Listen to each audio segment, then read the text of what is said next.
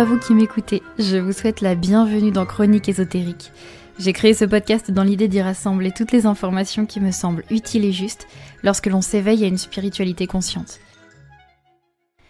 J'espère que cet épisode va vous plaire car aujourd'hui j'aimerais vous parler de symbolique du corps. Chaque esprit qui a pour volonté de s'incarner va passer d'abord par tout un processus gestationnel, à la fois au niveau physique, mais aussi au niveau subtil. C'est-à-dire qu'il va devoir patienter le temps que ces différents corps se constituent, et notamment cette partie que l'on connaît bien, c'est celle de la gestation dans le ventre de notre mère. Mais notre corps de matière n'est pas le seul à devoir se constituer et grandir, puisque nous allons également voir se former différents corps avec une plus ou moins grande subtilité. Chacun de ces corps va avoir son propre rôle et généralement, nous n'avons conscience que de celui que nous habitons dans ce monde de matière.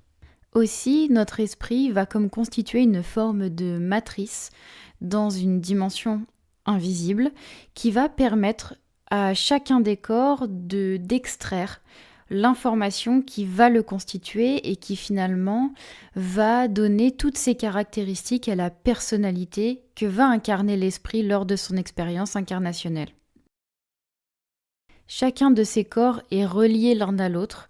Je les vois vraiment comme étant plusieurs poupées russes. Vous savez, ces poupées qui s'emboîtent les unes dans les autres. Mais entre chacun de ces corps, il va y avoir comme des petits ponts d'information qui permettent à chacun de communiquer avec l'autre. Ce qui fait que tous nos corps sont en constante communication et permettent de maintenir un équilibre ou d'informer d'un potentiel déséquilibre sur l'un des aspects d'un de ces corps. Aussi, que notre mal-être soit d'origine matérielle, qu'il soit d'origine spirituelle, qu'il vienne d'un problème émotionnel, d'un problème de l'âme karmique, transgénérationnel peut-être, l'ensemble de nos déséquilibres vont s'exprimer par les différents corps, d'abord subtils, puisque nous parlons de densification de la matière, c'est-à-dire qu'une information qui doit se faire connaître de la conscience va d'abord passer par des processus inconscients. Au fil du temps, le déséquilibre va s'approfondir et commencer à marquer tout le territoire. Donc, il va commencer à se faire sentir au niveau émotionnel, il va s'immiscer dans nos pensées, il va s'immiscer peut-être dans nos rêves aussi, qui restent encore des strates subtiles de notre être, mais beaucoup moins que l'origine, l'essence même de l'information. Et puis, si le temps file encore et que nous n'avons pas réussi à conscientiser l'information, et si cette information n'est pas vouée à faire partie de notre projet d'incarnation également, eh bien il se peut que cette information descende dans le corps physique. Puisque notre corps de matière est constitué de manière à ce que chacune de ses parties ait un rôle bien précis dans notre évolution. Il est d'ailleurs constitué d'organes dont l'étymologie signifie outil. Notre corps est une véritable boîte à outils dans laquelle se situent à peu près toutes les choses dont nous avons besoin pour évoluer, réagir, intégrer, comprendre, grandir, apprendre dans cette incarnation humaine. Ce qui signifie que lorsqu'il y a un déséquilibre dans l'information, dans l'essence profonde, dans ce qui nous constitue, eh bien c'est directement cette boîte à outils qui va être compromise. Aussi, l'outil va s'abîmer, peut-être moins bien fonctionner. Et si cet outil fonctionne moins bien et que le déséquilibre devient général, eh bien peut-être qu'il va faire en sorte que les autres outils s'abîment également. Et donc, en tant qu'accompagnante en énergétique, étant donné que je travaille sur les structures subtiles, sur les mémoires et les informations subtiles qui constituent le système humain, je m'intéresse également à ce que l'on appelle la symbolique du corps. La symbolique du corps part du principe que chaque partie du corps a sa propre signification, sa propre symbolique sur le fonctionnement spirituel. Ce serait donc une extension d'une partie plus subtile qui viendrait nous avertir d'un déséquilibre bien précis sur une ou des parties de notre existence, de notre vie ou de notre personne. Avant de commencer et d'approfondir ce sujet, je fais une petite mise en garde. Je ne parle pas là d'un outil de diagnostic, mais de compréhension spirituelle de ce que nous vivons dans notre corps. Donc si vous vous intéressez à ce podcast parce que vous ressentez une douleur dans une ou des parties de votre corps, je vous invite d'abord à consulter un médecin, puisqu'il sera le seul habilité à poser un diagnostic. Nous savons donc maintenant que nous possédons différents corps du plus subtil au plus dense, et que chacun dépend du choix de l'esprit d'incarner certaines caractéristiques qui vont constituer la personnalité humaine. Intéressons-nous donc maintenant à notre corps de matière et à sa constitution dans l'espace et dans le temps, qui nous permettent de mieux comprendre pourquoi les déséquilibres viennent se loger à tel endroit précisément. Je vais explorer un petit peu plus profondément cette question de la symbolique du corps dans d'autres épisodes de podcast, mais ici j'aimerais parler, disons, des principales parties du corps et des principales zones qui vont nous donner déjà un indice de base, qui vont nous permettre peut-être de comprendre où se situe la problématique et comment on va pouvoir y pallier. Les premières parties nous donnent déjà des indications sur la manière qu'a le corps de se placer dans l'espace et dans le temps. On va donc définir 6 grandes zones, le haut, le bas, la gauche, la droite, l'avant et l'arrière. Commençons par le haut et le bas. Le haut et le bas vont nous indiquer la notion de densité et la notion de placement du déséquilibre d'un point de vue soit subtil, soit matériel. Tout ce qui se situe au-dessus du nombril jusqu'en haut de la tête va pouvoir nous indiquer que le mal-être ou le déséquilibre se situe plutôt dans la conception de notre vie, notre perception du monde, sur un aspect plus spirituel, plus émotionnel, puisque c'est la partie la plus subtile, la plus haute. C'est vraiment une indication qui va être très grossière, mais qui donne un premier élément. Le bas du corps, c'est-à-dire à partir du nombril et jusqu'en bas des pieds, va nous indiquer plutôt un problème d'incarnation pure et de chemin. Ça va être plutôt révélateur d'un déséquilibre lié à notre incarnation et notre manière d'accepter ou de naviguer dans notre incarnation.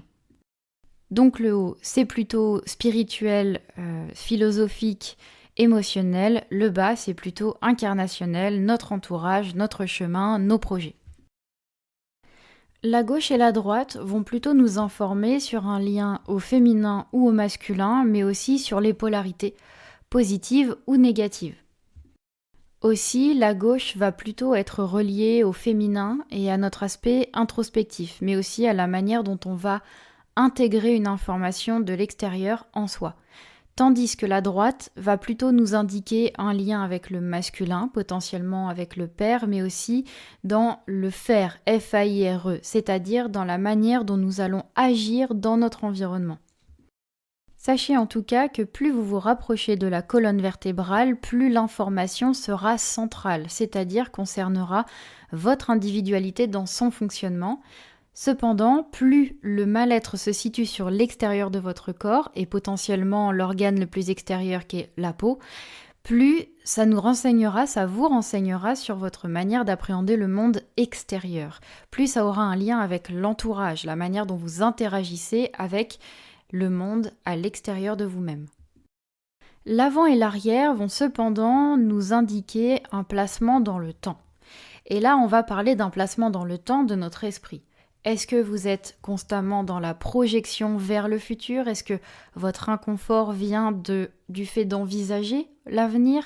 Dans ces cas-là, vous aurez plutôt des déséquilibres qui se montreront sur l'avant de votre corps. Est-ce qu'au contraire, ce sont peut-être vos charges de mémoire et d'émotions du passé ? Est-ce que ce sont des blocages passés qui font que vous avez du mal à envisager votre vie au présent ou au futur ? Dans ces cas-là, votre déséquilibre se situera plutôt au niveau de l'arrière de votre corps. Si votre problème se situe au présent, généralement, il se démontrera dans l'intérieur de votre corps, directement, au centre, au milieu. Donc ce sera certainement un déséquilibre qui se démontrera au niveau viscéral.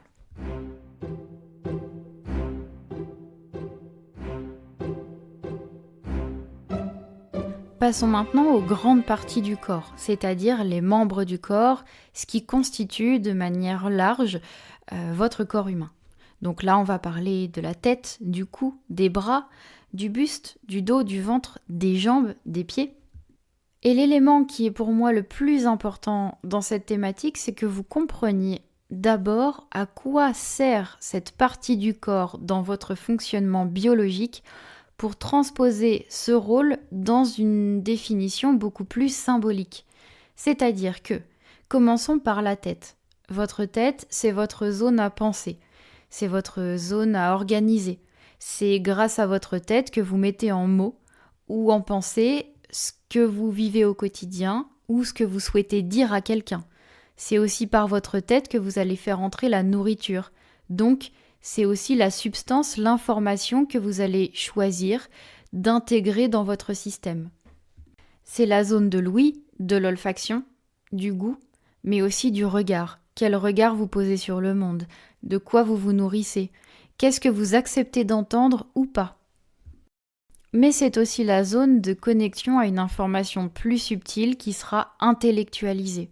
Donc, de quelle manière vous comprenez les informations que l'on vous envoie et comment vous vous en protégez, parce que les cheveux sont à la fois des antennes mais aussi comme des boucliers qui vous permettent une certaine protection des idées. Le cou, lui, va être le lien entre ce que vous êtes et ce que vous faites. C'est lui qui va raccorder votre tête pensante à votre corps faisant. Donc, un problème de cou va montrer que peut-être il y a un déséquilibre entre ce que vous voulez et ce que vous faites, ou l'endroit où vous voulez aller et où vous allez vraiment. C'est-à-dire qu'il y a une incohérence entre le chemin et le pèlerin. Vos bras vont être les membres qui vont vous permettre de saisir, de créer, de manipuler, de communiquer même de manière beaucoup plus physique. Vous allez faire coucou, vous allez serrer la main, vous allez montrer des choses, montrer une direction, ou peut-être montrer qu'il y a un problème que vous ne réussissez pas à communiquer grâce à votre voix. Les mains vous permettent à la fois de frapper ou de caresser. Elles vous permettent de saisir la nourriture ou de la rejeter. Vos bras vont donc être les garants de votre action dans le monde et de la manière dont vous vous établissez dans une société. C'est-à-dire que vos bras vont être les membres qui vous permettent de construire votre monde dans le monde des autres. Ce sont les membres qui vont vous permettre de vous déployer, vous permettre de contribuer, mais aussi de vous relier à l'autre, de manière factuelle. Votre buste, lui, va contenir tous les organes qui vous permettent de rester en vie, mais surtout de contribuer à tous vos besoins vitaux. C'est grâce à votre buste que vous digérez, que vous vous reproduisez, que vous évacuez l'urine, que vous faites battre votre cœur. C'est la zone fondamentale de tous vos besoins vitaux, et donc c'est la zone de vos besoins émotionnels, spirituels, affectifs, mais aussi de vos besoins alimentaires, donc de quelles pensées vous nourrissez votre corps, de quelles idées vous les nourrissez, comment vous digérez les situations que vous avez vécues, que vous vivez ou que vous êtes amené à vivre, qu'est-ce que vous créez dans le monde profondément, qu'est-ce que votre personnalité génère dans la société humaine. Mais aussi, qu'est-ce que vous évacuez ou qu'est-ce que vous gardez. Est-ce que vous êtes capable de digérer une information et de la laisser sortir de vous? Ou est-ce qu'au contraire, vous avez tendance à retenir, quitte à ce que ça vous fasse du mal?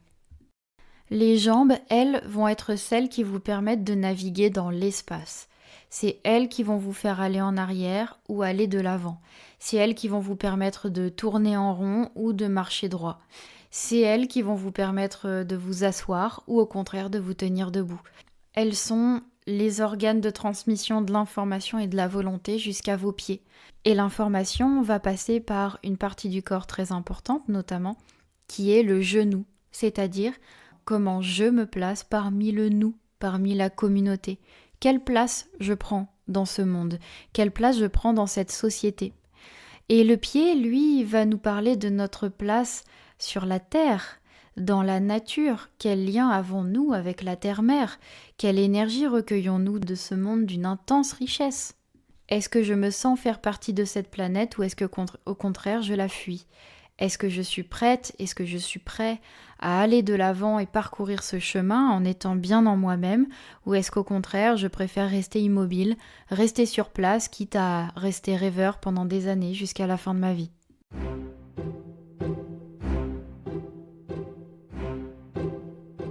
Comme vous le remarquez, on peut comprendre les parties de notre corps d'une manière très symbolique. Et plus nous allons précisément dans les constitutions de ces parties ou systèmes, plus nous pouvons comprendre la complexité du véhicule que nous habitons.